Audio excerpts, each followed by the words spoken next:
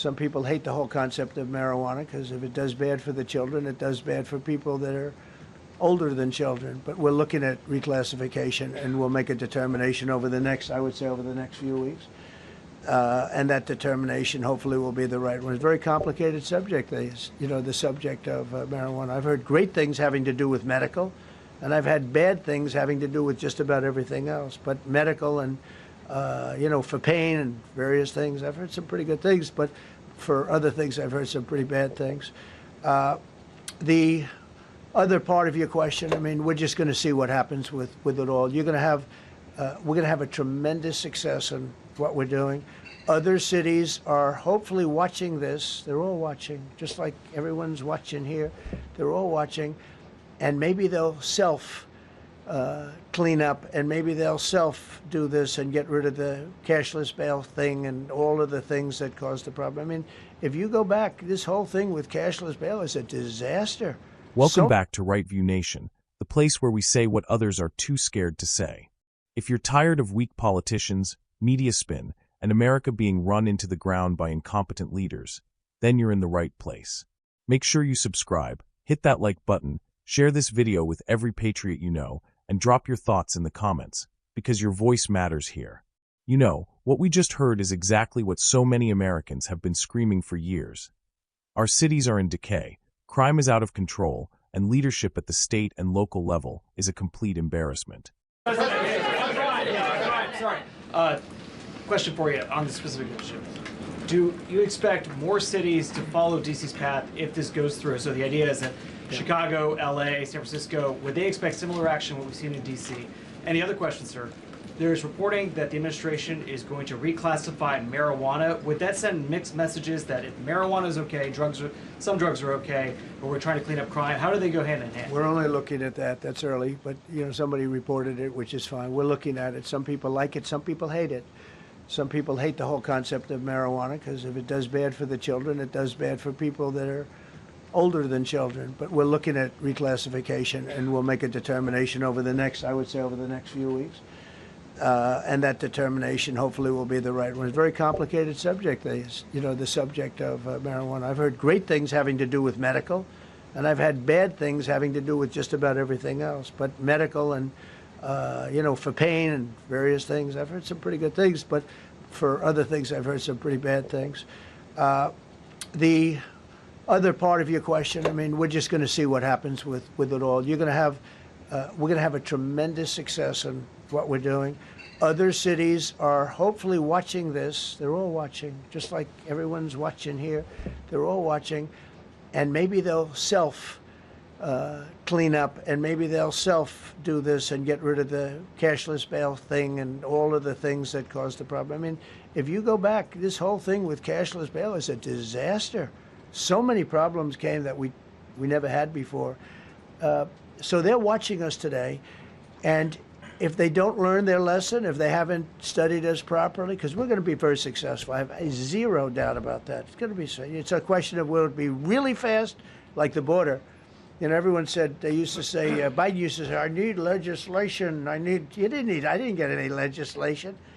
I called up our people, and we did a great job. Tom Homan was great. As you know, our secretary did a great job. They did a great job. There's no games. They didn't play games. And we're going to have the same thing here. But then I'm going to look at New York in a little while. Let's do this. Let's do this together. Let's see. It's going to go pretty quickly. And if we need to, we're going to do the same thing in Chicago, which is a disaster. We have a mayor there who's totally incompetent. He's an incompetent man. And we have an incompetent governor there. Pritzker's an incompetent. His family threw him out of the business, and he ran for governor. And now I understand he wants to be president. But I noticed he lost a little weight, so maybe he has a chance. You never know what happens. But Pritzker's a gross incompetent guy, thrown out of the family business. But when I look at Chicago and I look at L.A., if we didn't go to L.A. 3 months ago, L.A. would be burning like the part that didn't burn. If he would have allowed the water to come down, which I told them about in my first term. I said, you're going to have problems. Let it come down. We actually sent in our military to have the water come down into L.A. They still didn't want it to come down after the fires. But that was it. We have it coming down. But hopefully L.A. is watching. That mayor also. The city's burning. They lost like 25,000 homes. I went there the day after the fire. You were there. And I saw people standing in front of a burned down home. It was, their homes were incinerated. They weren't like, even the steel was literally, it was all warped and literally disintegrated because of the winds and the flame and the whole thing, like a blowtorch. They were standing on this beautiful day, maybe a couple of days after. We gave it a little time because what they had suffered. Almost 25,000 homes. And you see what's happening now. They didn't give their permits. I went to a town hall meeting. I said, we're going to get you the federal permits, which are much harder. Almost immediately, Lee Zeldin is a star. He did an incredible job. They have all their federal permits. They don't have their city permits. And the mayor said to me, we think we could have them in 2 years.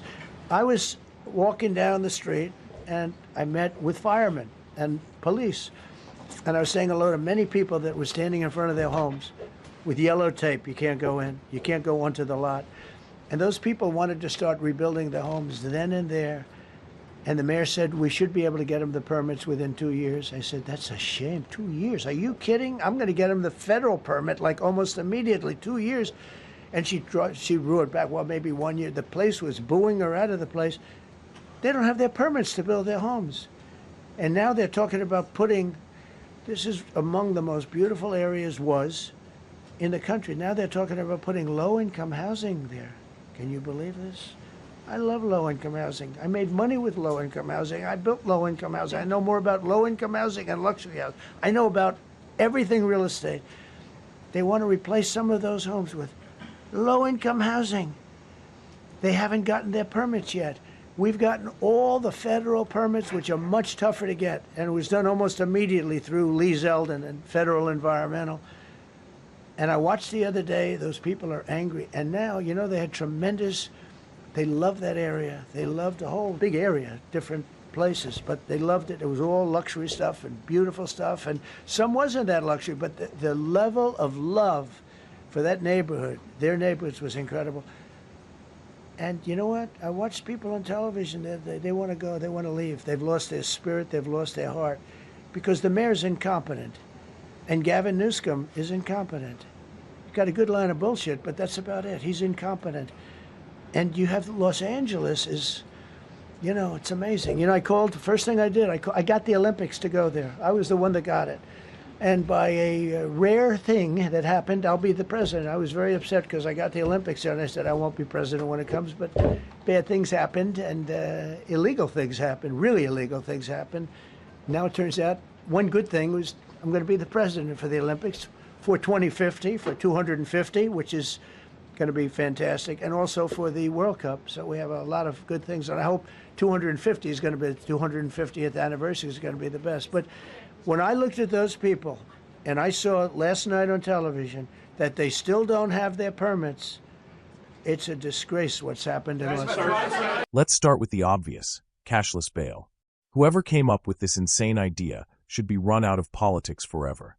The idea that violent criminals should be turned loose back onto our streets without paying a cent is one of the most dangerous, reckless policies ever conceived. And guess what? We're seeing exactly what happens. Crime explodes, communities are terrified, and law enforcement is demoralized. That's not justice, that's insanity. Now, the left loves to pretend that Washington, D.C., Chicago, L.A., San Francisco, they're models of progress. In reality, they're models of failure. Chicago, a disaster zone. We've got a mayor who couldn't manage a lemonade stand and a governor, Pritzker, who's so incompetent he couldn't even survive in his own family's business before jumping into politics. And now, he apparently has presidential dreams?